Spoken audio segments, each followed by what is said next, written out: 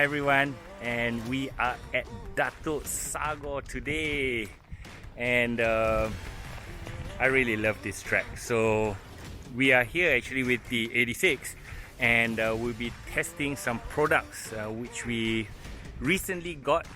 So first up is the Brembo brake disc and brake pads, which I have fitted to the car. So my car has the Subaru version 10 brake kit, so it's a 4-port front, 2-port rear, and basically I've got a Brembo replacement disc, so they are cross drilled, and of course the sports pads by Brembo.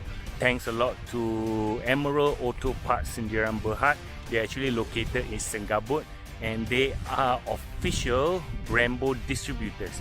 For a lot of us performance enthusiasts, we know Brembo as having the big brake kits and Brembo Racing, but Brembo in Malaysia is actually represented by Emerald Auto Parts Sendirian Berhad, located in Senggabut.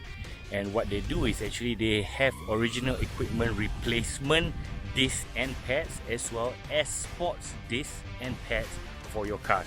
So we are here in Dato Sagor, where we'll be testing out the performance. So I will be going through, or I will be explaining to you from more of the feel of the vehicle with the new pads and discs.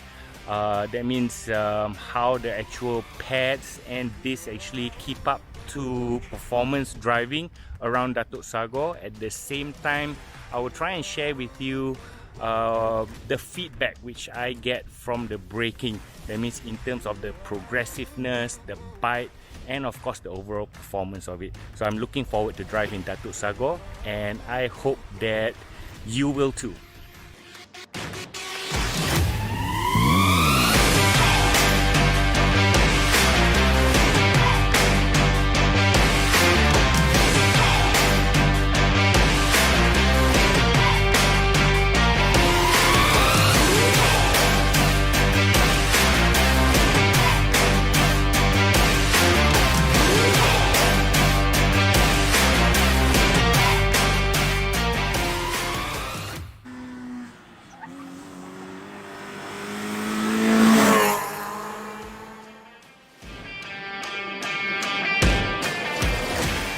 I used to have a Japanese braking system. That means a Japanese rotor and a Japanese brake pad.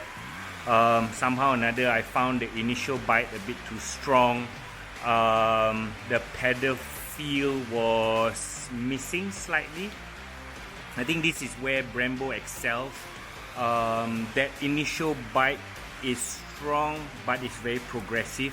So it allows you to feed the brakes better on the initial braking, and when you are at full pressure, I like how the brake pedal feel is. So it allows me to do a much better modulation throughout my braking when I'm attacking the course.